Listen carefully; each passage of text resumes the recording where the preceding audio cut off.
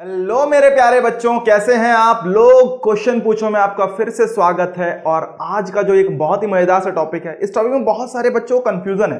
असल में बहुत सारे बच्चे इसमें सोच रहे हैं ये कैसे होगा। तो देखो आज इसको क्लियर कर लेते हैं।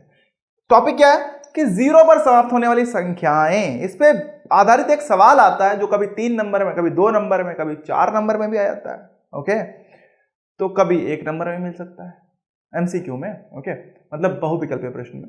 तो किस तरीके से करना है ध्यान से देखिए। तो शून्य पर समाप्त होने वाली संख्याएं या फिर बोलो जीरो पर समाप्त होने वाली संख्याएं, क्या खासियत होती है इन संख्याओं में, कैसे दिखते हैं ये, और आपको कैसे पता चलेगा कि भाई ये संख्या जीरो पे अंत होगी या नहीं होगी। ओके, तो आपको बहुत ध्यान से समझना है। आइए देखते हैं, शुरू करते हैं कैसे होगा, जरा ध्यान से देखो। मान लो, अब पहले तो देख लेते हैं जीरो पे संख्याएं कौन कौन सी होती हैं अंत। देखो जरा, जैसे 10 हो गई, 20 हो गई, 30 हो गई, ठीक, मान लो 50 हो गई, 70 हो गई। ओके, आप चाहो तो 90 लो कर लो, या चलो 60 कर दो। 60, 70, 100, 200, या चलो 300 कर देते हैं, 300। ओके, 1000 बोले तो 30,000। ठीक है। ओके, इतनी संख्याएं मैंने ले ली हैं। ओके, एक काम करता हूं, इन संख्याओं को उठा के उधर कर लेते हैं, इधर कर ले।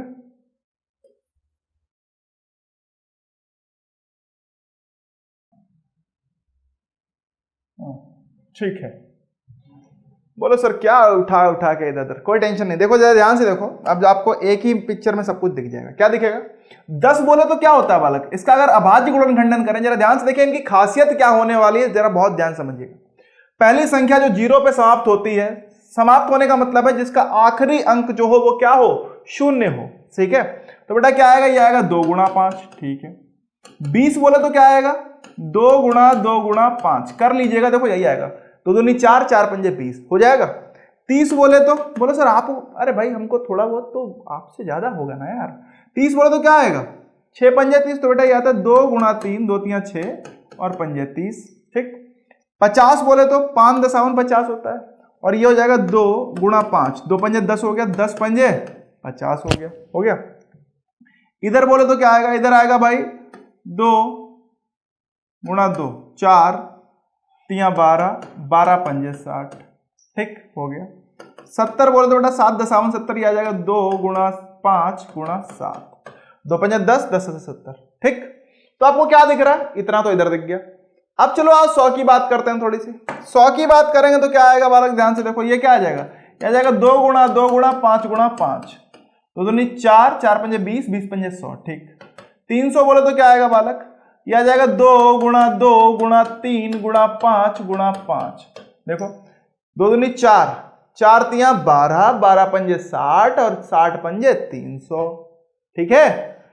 1000 बोले तो क्या आएगा, 1000 आएगा भाई 2 गुणा 2 गुणा 2 गुणा 5 गुणा 5 गुणा 5। बोलो सर इतनी आसानी से कैसे लिख दे रहे हो आप, अभी बताएंगे, आप भी लिख लोगे। ओके, 30,000 बोले तो क्या आएगा भाई, ये आएगा 2 गुणा 2 गुणा 2 गुणा 2 गुणा 3 और गुणा में 5 गुणा में 5 गुणा में 5 और फिर से गुणा में 5 है भाई। कितने 5 हो गए, चलो इन चारों को नीचे लिख दे रहा हूं। ठीक है, इधर लिख दे रहा हूं जिससे दिखते रहेंगे। गुणा 5 गुणा 5 गुणा 5 गुणा 5। ठीक है, तो ये इसी के साथ है कॉन्टिन्यूड में। ओके, चलो भाई, तो ये हमें मिल गया, हमारे पास क्या मिल गया, 10 20 30 40 50 60 70 80 90 100 जो भी था। आओ इधर ही लिख देता हूं, अच्छा नहीं लग रहा था मुझे। 5 गुणा 5 गुणा 5 गुणा 5। ठीक, सही है। अब देखो ध्यान से देखो, अब क्या दिख रहा है, इनमें कोई भी चीज आपको उभयनिष्ठ दिख रही है क्या, कोई भी चीज कॉमन लग रही है, एक ही जैसी कुछ चीज आपको फील हो रही कि है कोई। तो ध्यान से देखा जाए तो 10 में है 2 गुणा 5, ठीक है, दिख गया। 20 में भी एक 2 गुणा 5 दिख रहा है, दिख रहा है। 30 में भी एक 2 गुणा 5 दिख रहा है, दिख रहा है सर। 50 में भी 2 गुणा 5 है। 60 में भी 2 और 5, देखो एक है, मिल गया नहीं मिल गया, मिल गया सर। 70 में बोले तो यहां भी 2 गुणा 5 है नहीं है सर। इधर आइए जरा, इधर देखते हैं भाई इधर की कहानी क्या कह रही है। तो इधर की कहानी देखें तो बेटा इसमें भी क्या है, एक तो ये 2 5 हो गया, एक ये 2 5 हो गया। मतलब क्या है, यहां पे भी देखें तो क्या है बेटा, एक ये 2 5 हो जाएगा, एक ये 2 5 हो जाएगा, हो जाएगा। ऐसे यहां पे भी 3 2 5 है, देखो एक तो 2 5 है ही है, एक दूसरा 2 5, फिर तीसरा 2 5 है। मतलब क्या है कि 2 5 का युग्म होना कहीं ना कहीं हमें दिख रहा है, जरूरी है कि अगर संख्या 0 पे अंत हो तो उसके में क्या होगा, 2 और 5 ये दोनों संख्याएं पहले तो होनी चाहिए। देखो संख्या तभी 0 पे अंत हो रही है 2 और 5 होगा, क्योंकि सभी में है। अब अच्छा कुछ ऐसी संख्याओं का उदाहरण लेते हैं जो 0 पे अंत नहीं होती। मान लो मैंने लिखा 16 लिखा, क्या लिखा 16 छोड़ो 24 लिखा मैंने, क्या लिखा 24, 24 क्या आ जाएगा भाई, 3 अट्ठे 24 मतलब 2 गुणा 2 गुणा 2 गुणा 3, 2 तो है बट 5 नहीं है। ओके मान लो मैंने लिखा 25, क्या आएगा 5 गुणा 5, 5 तो है मगर 2 नहीं है। ओके मान लो लिखा मैंने 39, क्या आएगा 3 गुणा 13। ओके कोई संख्या बोल दो, मान लो मैंने लिखा 26, क्या आएगा 2 गुणा 13, आएगा नहीं आएगा। मतलब क्या है, कोई भी संख्या जो 0 पे अंत नहीं हो रही उसमें या तो आपको 2 मिल जाएगा या 5 मिल सकता है, या हो सकता है दोनों में से कुछ ना मिले।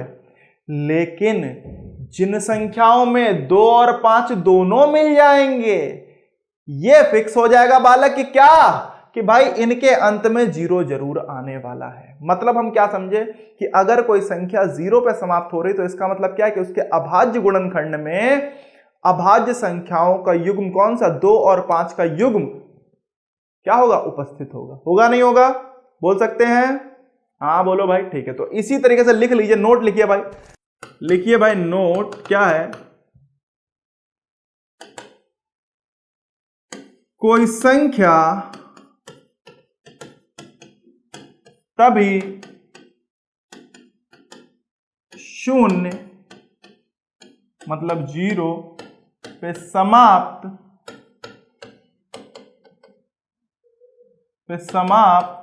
होगी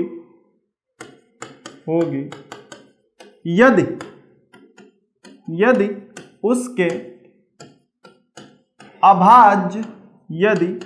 उसके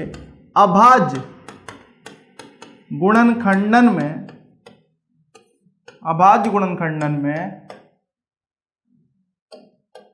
अभाज्य संख्याएं 2 और 5 अभाज्य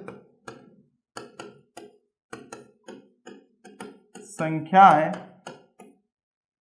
2 और 5 दोनों उपस्थित होंगी।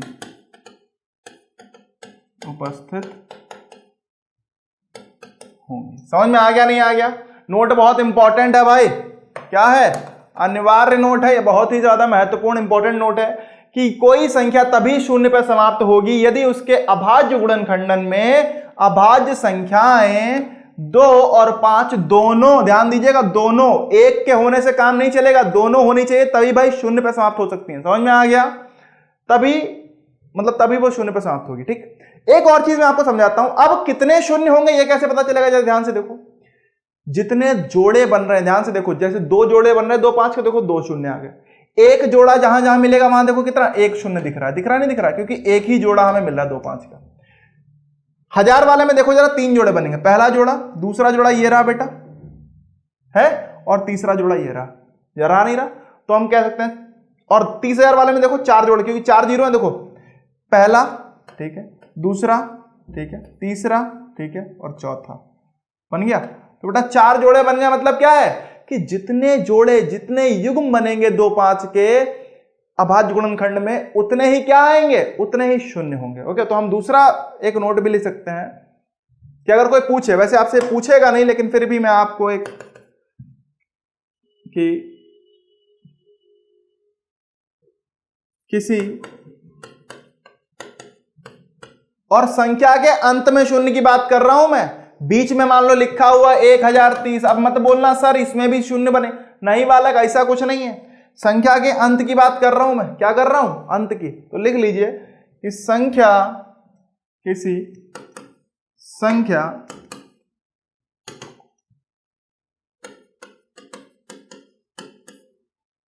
में, संख्या के अंत में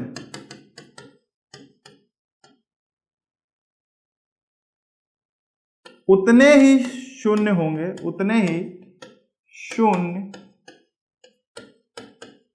होंगे जितने जितने 2 और 5 अभाज्य संख्याओं के युग्म उसके अभाज्य गुणनखंडन में उपस्थित होंगे। युग्म उसके अभाज्य गुणनखंडन में उपस्थित होंगे। देखो बेटा, ये किसी किताब में ऐसे आपको लिखा नहीं मिलेगा। ओके, ये मैं आपको आपका काम आसान हो जाए इसलिए लिखवा दिया हूं। समझ में आ गया? तो दोनों नोट बहुत ही महत्वपूर्ण है। ऊपर वाला बेटा बहुत ज्यादा महत्वपूर्ण है, दूसरा वाला थोड़ा कम है, क्योंकि ऊपर वाले पे आधारित बहुत सारे सवाल आपके यहाँ पूछे जाते हैं। ओके, अभी हम आगे सवाल भी देखेंगे। तो चलिए भाई शुरू करें इस पे आधारित सवाल कर लें क्या? आओ, अच्छा इस पे आधारित सवाल करते हैं। अगली कक्षा में हम बात करेंगे कि संख्या 5 पे कैसे शून्य। ठीक है, आओ कि संख्याओं 4n पर विचार कीजिए जहां n एक प्राकृत संख्या है। ओके, क्या है? संख्याओं मतलब 4 की घात n पर विचार करना है हमें, जहां n एक प्राकृत संख्या है। जांच कीजिए, उदाहरण 4 है बेटा, एनसीईआरटी है। किसका है ये? एनसीईआरटी।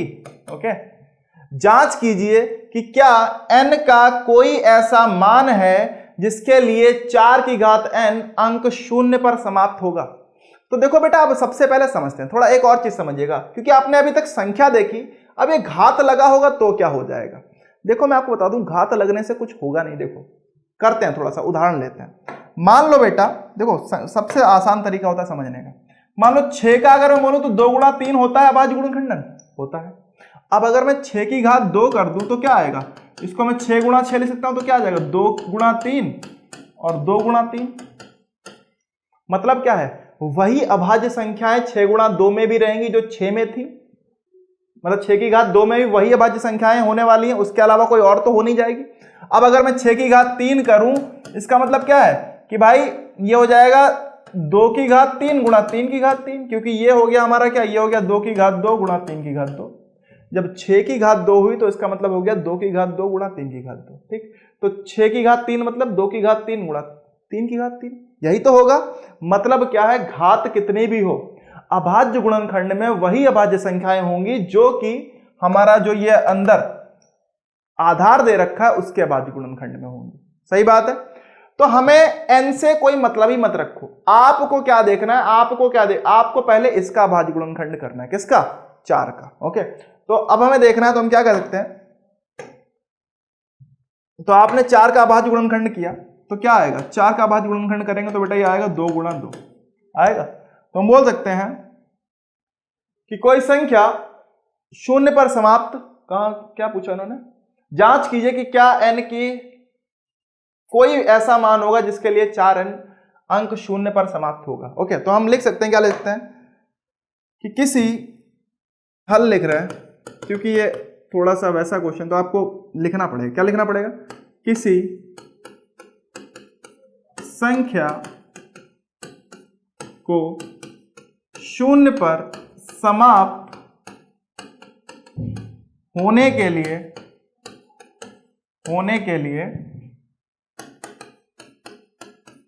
उसके अभाज्य गुणनखंड में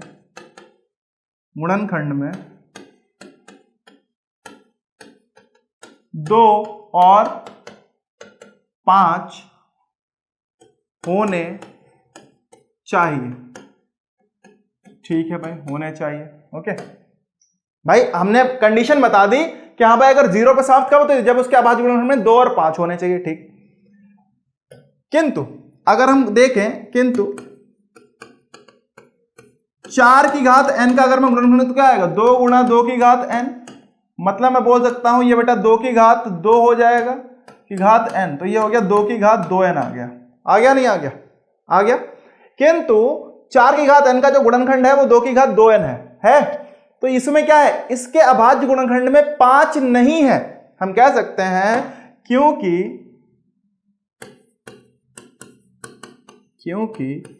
4 की घात n के अभाज्य गुणनखंड में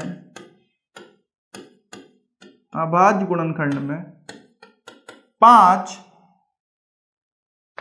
लिख लो अभाज्य संख्या 5 नहीं है, अभाज्य संख्या 5 नहीं है, अतः n के किसी भी मान के लिए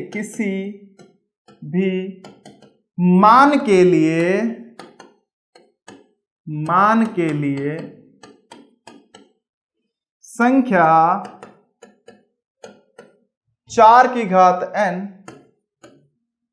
कभी 0 पर समाप्त नहीं होगी, कभी 0 पर समाप्त नहीं होगी। ओके, समझ में आ गया? तो इस तरीके से आप अपना हल करके बताएंगे कि हाँ भाई, कि पहले तो 0 पे समाप्त होती कब है संख्या, कब होती है, जब भाई उसके अभाज्य गुणनखंड में क्या है 2 और 5 आ जाए तभी 0 पे समाप्त होगी। लेकिन किंतु क्या हुआ, 4 की घात n का हमने अभाज्य गुणनखंड किया तो हमें क्या मिला, 2 की घात 2n मिल गया।